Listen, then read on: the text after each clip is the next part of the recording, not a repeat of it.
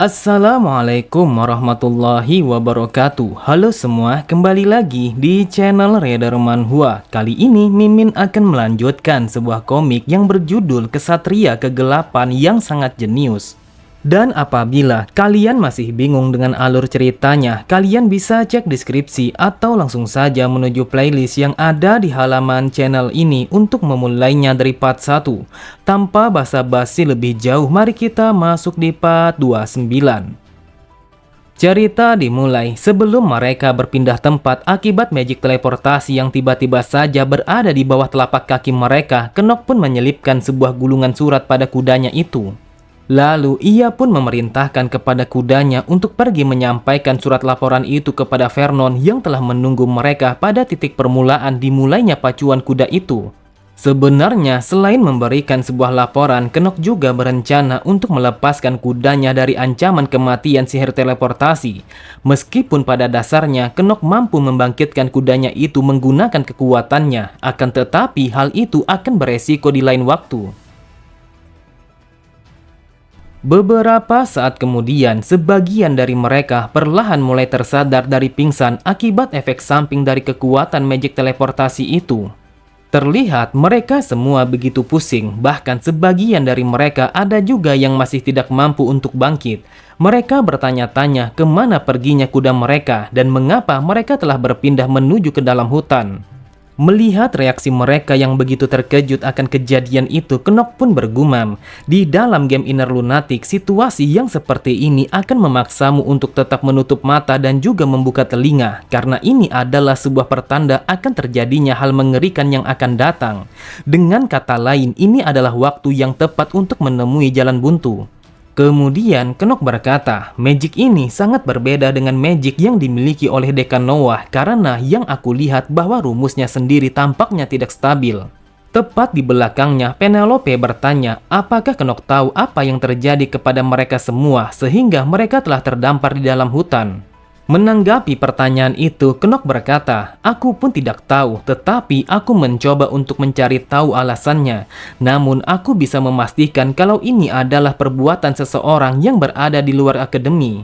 Dengan kesalnya Exinda berkata, apa yang kau maksud? Jika kau sudah mengetahui akan hal ini, semestinya kau harus menjelaskan kepada kami.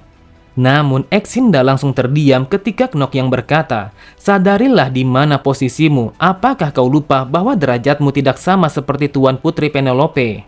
Dengarkan aku baik-baik, aku sama sekali tidak memiliki alasan apapun untuk menjelaskan situasinya kepadamu karena kau bukanlah siapa-siapa. Sontak Exinda sangatlah kesal, matanya menatap kepada Knock dengan tatapan mata yang dipenuhi oleh kebencian. Namun Exinda sama sekali tidak bisa menampiknya karena kenyataannya memanglah seperti itu. Pada sisi yang lain, Eleanor berkata, kau mengatakan kalau kita telah terlempar ke dalam hutan ini karena serangan dari luar akademi yang menggunakan magic teleportasi. Lantas, kenapa kau bisa berpikir seperti itu sampai-sampai kau berasumsi bahwa serangan ini datangnya dari luar akademi, sedangkan kau sama sekali tidak memiliki sebuah bukti yang bisa menunjukkan akan hal itu? Terlihat Talia yang begitu ketakutan berada di dalam hutan itu, ia berkata, aku pun juga penasaran, apakah mungkin kalau para profesor yang lainnya telah menguji kemampuan kita dengan melemparkan kita ke dalam hutan? Mendengar ocehan mereka semua, Knock berpikir, inilah alasannya mengapa para bocah ini sama sekali tidak berguna, bahkan mereka semua menjadi kebingungan. Ini adalah dunia Inner Lunatic, sebuah permainan yang dikenal dengan tingkat kesulitan yang begitu tinggi. Siapapun tidak akan mudah untuk melewati situasi yang seperti ini. Kemudian Knock pun menggunakan Master of Acting untuk menjelaskan kepada mereka semua. Knock berkata, apakah kalian tidak bisa merasakan kalau magic powernya tidak stabil? Lihatlah magic yang berantakan ini adalah teknik yang sangat tidak stabil dan juga lebih berfokus kepada pemicunya daripada keselamatan targetnya. Apakah menurut kalian seorang instruktur di akademi akan menggunakan rumus yang begitu tipis untuk menguji murid-muridnya?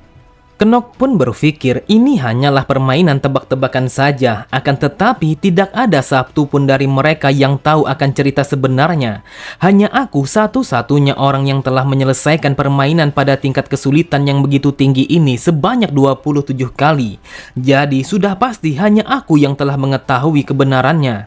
Setelah mendengar penjelasan Knock, Leon berkata, sudah pasti kalau formulanya sangatlah salah. Selain itu, tidak mungkin para profesor akan menempatkan kita semua dalam situasi yang beresiko tinggi seperti ini. Aku berpikir tidak ada alasan bagi mereka untuk melakukan hal itu di akademi. Bukankah kalian sudah tahu bahwa Akademi Eldian adalah akademi yang dipenuhi oleh para bangsawan? Aku pikir bahwa apa yang dikatakan oleh Knock memanglah benar. Jadi apabila kalian ragu, kalian boleh mengatakan pendapat kalian tentang peristiwa yang kita alami ini. Mendengar perkataan Leon, Penelope bergumam, jujur saja aku sangat benci untuk mengakuinya, namun apa yang ia katakan memanglah benar. Yang aku lihat bahwa formula magic ini sangatlah tidak stabil, jadi memanglah masuk akal jika kita menganggap kalau gangguan ini datangnya dari luar. Namun tiba-tiba saja Penelope menyadari akan sesuatu. Mungkinkah serangan itu datangnya dari saudaranya karena bisa saja hal itu dilakukan untuk merebutkan sebuah tahta sebagai ahli waris. Kemudian Leon kembali berkata, bagaimanapun juga kita harus secepat mungkin untuk keluar dari dalam hutan ini karena aku rasa bukanlah ide yang baik berada di dalam hutan seperti ini untuk waktu yang cukup lama. Akan tetapi, Exinda tidak ingin mendengarkan ucapannya begitu saja. Ia pun berkata, dasar brengsek, mengapa orang-orang dari keluarga kegelapan selalu saja ingin mengambil alih dalam situasi yang seperti ini? Setidaknya, kau harus menjelaskan dasar-dasar dari ucapanmu itu, karena di hadapanmu ada seorang tuan putri yang harus mengetahui segalanya. Di sampingnya, Penelope mencoba untuk menenangkannya sembari mengatakan, apa yang mereka katakan tidak ada yang salah. Bertahan pada area magic power yang tidak stabil ini akan membahayakan kita semua. Bahkan hal yang lebih buruk bisa saja akan terjadi kepada kita, atau lebih tepatnya kita semua akan mati. Pada sisi yang lain, terdengar salah satu dari mereka berkata, setelah Knock yang mengatakan kalau magic ini sedikit aneh, akhirnya aku pun menyadari bahwa formula dari magic ini memanglah aneh, bahkan sama sekali tidak efisien. Namun, bagaimanapun juga, Tuan Putri Penelope seharusnya telah mengetahui akan hal ini karena dia sudah mempelajari tentang magic lebih dulu dari kita. Namun tiba-tiba saja Paracelsus menyadari akan sesuatu yang datangnya dari dalam hutan itu. Seketika itu juga ia pun langsung menarik bilah pedangnya sembari meminta kepada mereka semua untuk menutup mulut mereka. Ketika mendengar Exinda yang bertanya apa yang telah terjadi kepadanya, Paracelsus berkata, apakah kau tidak mencium bau darah yang datangnya dari dalam hutan ini? Aku yakin kalau ini adalah seekor monster dengan peringkat menengah ataupun yang lebih tinggi, tetapi aku masih belum bisa mengetahui di mana lokasinya. Pada sisi yang lain, Knock pun mengatakan bahwa monster itu tepat berada di atas kepala mereka.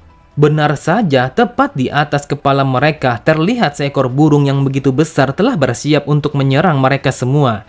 Burung itu memiliki tubuh yang besar, sayap yang lebar, dan juga mata yang menyala berkobar bagaikan api.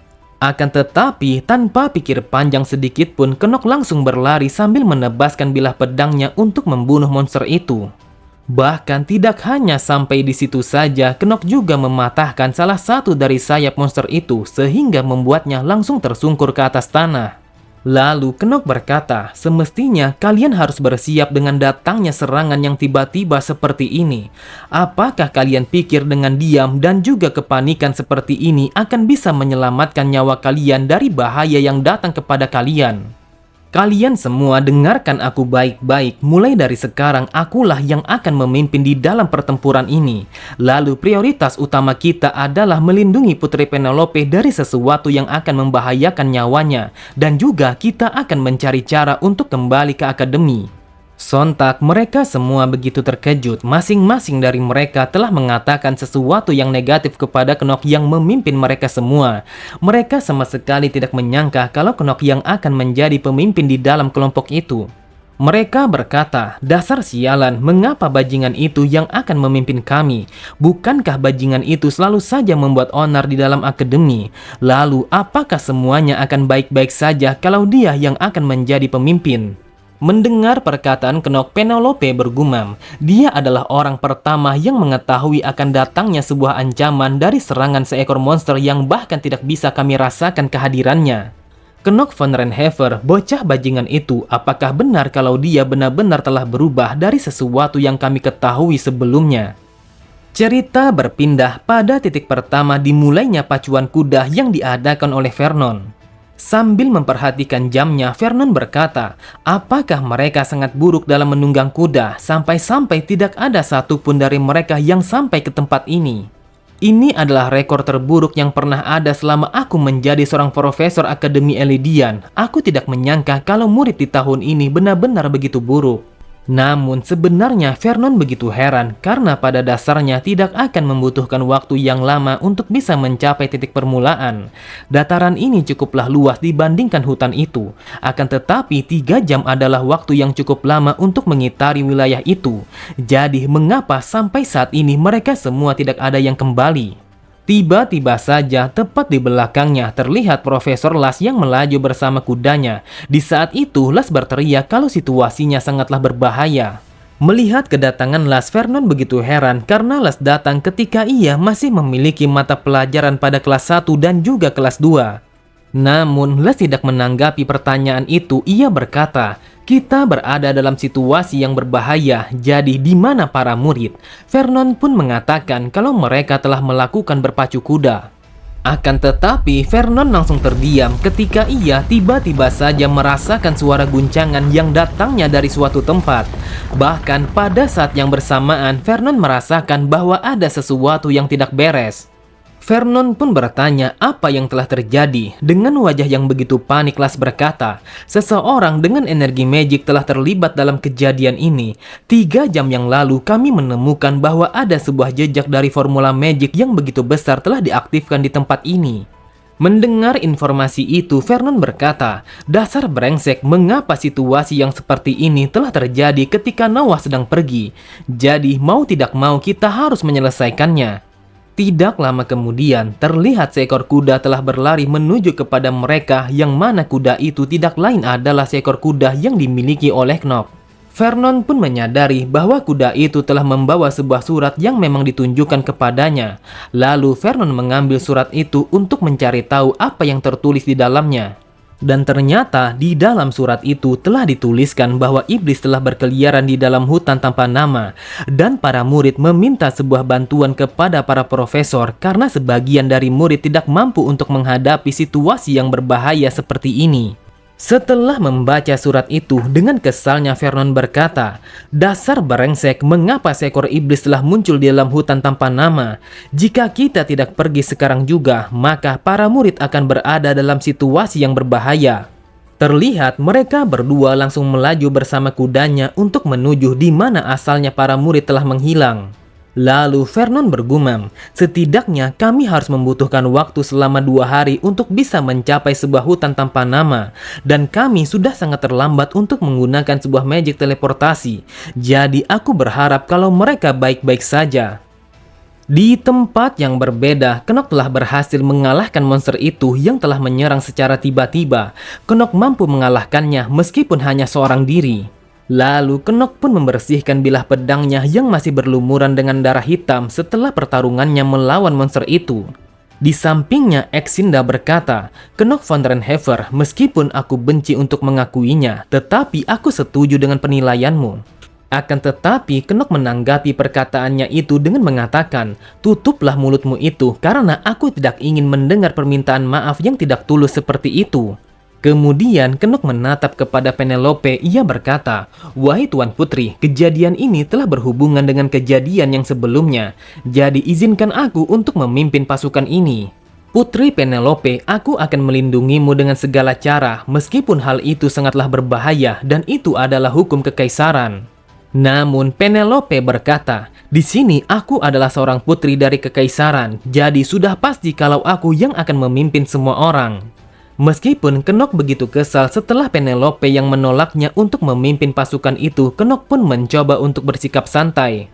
Lalu Knock meminta kepada Pir untuk membacakan paduan kekaisaran yang perlu diikuti apabila terjadi sesuatu yang sangat darurat.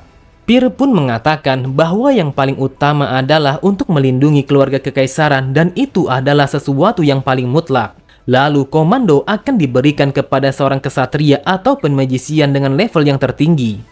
Knock pun berkata, "Wahai Tuan Putri, kau adalah satu-satunya keluarga kekaisaran yang berada bersama kita. Jadi pastinya kau sudah mengetahui akan paduan kekaisaran bahwa kau adalah satu-satunya yang wajib dilindungi." Knock bergumam, Penelope adalah salah satu karakter paling kuat yang akan dibutuhkan untuk mengalahkan para iblis di masa depan. Karena mana yang sangat luar biasa dan juga kekuatan penghukum yang Penelope miliki adalah sebuah kekuatan yang hanya bisa diwariskan oleh keluarga kekaisaran.